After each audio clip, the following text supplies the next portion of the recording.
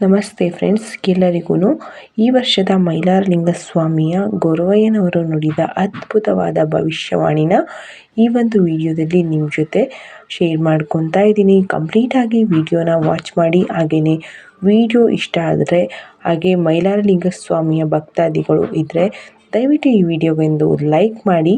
ಹಾಗೆ ಇನ್ನು ಯಾರೆಲ್ಲ ನನ್ನ ಚಾನಲ್ಗೆ ಸಬ್ಸ್ಕ್ರೈಬ್ ಮಾಡ್ಕೊಂಡಿಲ್ಲ ದಯವಿಟ್ಟು ಸಬ್ಸ್ಕ್ರೈಬ್ ಮಾಡ್ಕೊಳ್ಳಿ. ಪ್ರತಿ ವರ್ಷದ ಹಾಗೆ ಈ ವರ್ಷವೂ ಕೂಡ ಮೈಲಾರಲಿಂಗ ಸ್ವಾಮಿಯ ಒಂದು ಜಾತ್ರಾ ಮಹೋತ್ಸವ ನಡೆದಿದೆ. ಗೊರವಯ್ಯನವರು ಒಂದು ಅದ್ಭುತವಾದ ಹಾಗೆ ಅಚ್ಚರಿ ಮೂಡಿಸುವಂತಹ ಭವಿಷ್ಯವಾಣಿನ ನುಡಿದಿದ್ದಾರೆ. ಏನಂತ ಭವಿಷ್ಯವಾಣಿ ನುಡಿದಿದ್ದಾರೆ, ಇದ್ರ ಬಗ್ಗೆ ಏನೆಲ್ಲ ಜನಗಳ ಒಂದು ಮಾತು ಎಲ್ಲನೂ ನಿಮ್ಮ ಜೊತೆ ಶೇರ್ ಮಾಡ್ಕೊತೀನಿ. ಬನ್ನಿ ಈ ವರ್ಷದ ಭವಿಷ್ಯವಾಣಿ ಗೊರವಯ್ಯನವರು ಏನಂತ ನುಡಿದಿದ್ದಾರೆ ಅಂತ ನೋಡೋಣ. 2026 ಫೆಬ್ರವರಿ 1ನೇ ತಾರೀಕು ಭಾರತ ಹುಣ್ಣಿಮೆಯ ದಿನ ನಡೆದಿರುವಂತಹ ಜಾತ್ರಾ ಮಹೋತ್ಸವದಲ್ಲಿ ಗೊರವಯ್ಯನವರು ಒಂದು ಅಚ್ಚರಿ ಮೂಡಿಸುವಂತಹ ಭವಿಷ್ಯವಾಣಿನ ನುಡಿದಿದ್ದಾರೆ. ಪ್ರತಿ ವರ್ಷ ಕೂಡ ಗೊರವಯ್ಯನವರ ಭವಿಷ್ಯವಾಣಿನ ತುಂಬ ಜನ ನಂಬ್ತಾರೆ.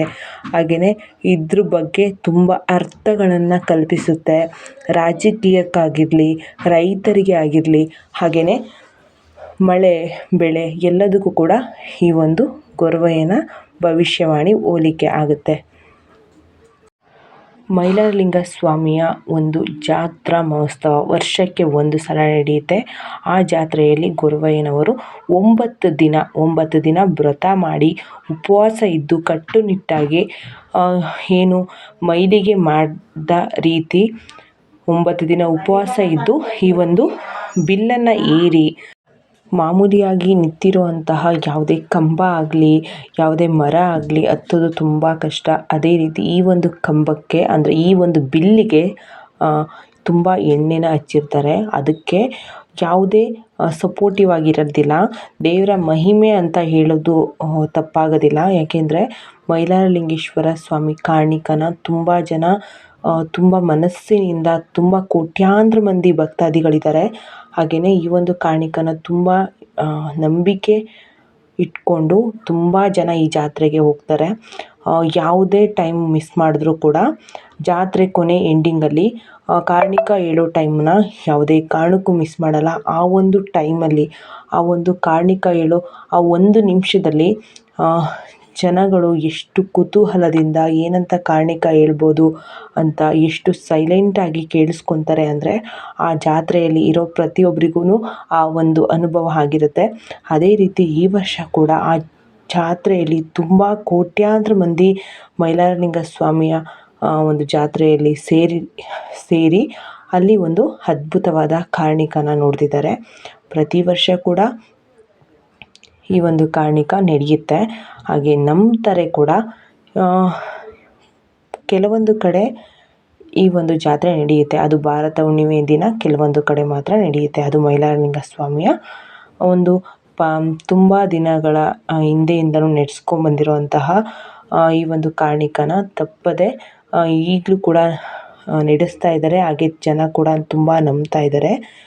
ಕಾಲ ಎಷ್ಟೇ ಬದಲಾಗ್ಬೋದು, ಎಷ್ಟೇ ಜನ ಅಪ್ಡೇಟ್ ಆಗ್ಬೋದು, ಆದರೆ ದೇವ್ರ ಮೇಲಿರುವಂತಹ ನಂಬಿಕೆ ಯಾವತ್ತೂ ಬದಲಾಗಲ್ಲ ಅನ್ನೋದಕ್ಕೆ ಮೈಲಾರಲಿಂಗ ಸ್ವಾಮಿಯ ಒಂದು ಕಾರಣಿಕ ಮಹೋತ್ಸವನೇ ಸಾಕ್ಷಿ ಅಂತ ಹೇಳಿದ್ರೆ ತಪ್ಪಾಗಲ್ಲ.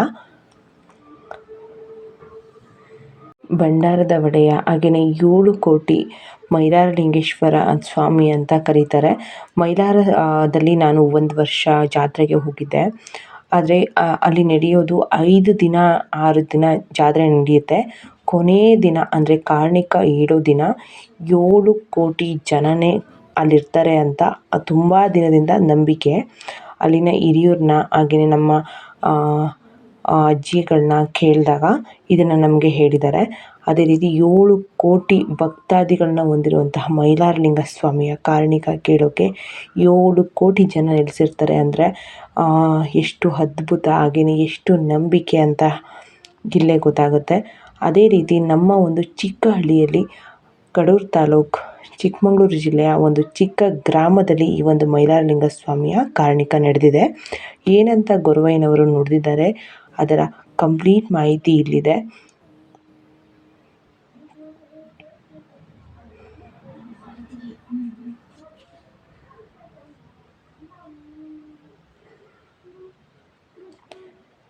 ತುಂಬ ಒಳ್ಳೆಯ ಹಾಗೆಯೇ ತುಂಬಾ ಅರ್ಥಪೂರ್ಣವಾದ ಕಾರಣಿಕನ ನುಡಿದಿದ್ದಾರೆ.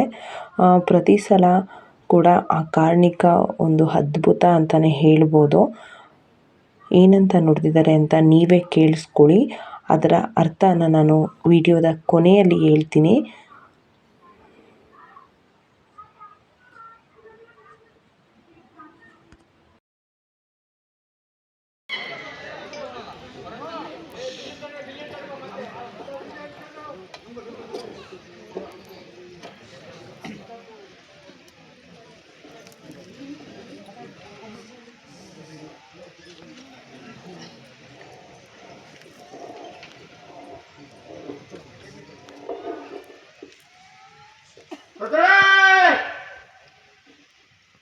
ಕರ್ಮ ಕಳೆದೀತು, ಧರ್ಮ ಉಳಿದೀತು, ನಾಡು ಸಂಪಾದನೆ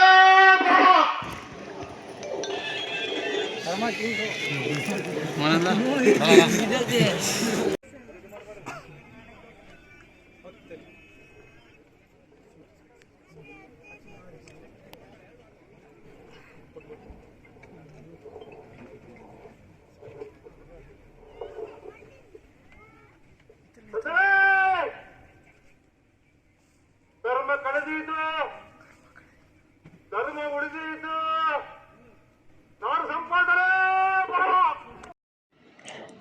ಇವತ್ತಿನ ನಿಮಗೆ ಕೇಳಿದೆ ಅಂತ ಅಂದ್ಕೊತೀನಿ.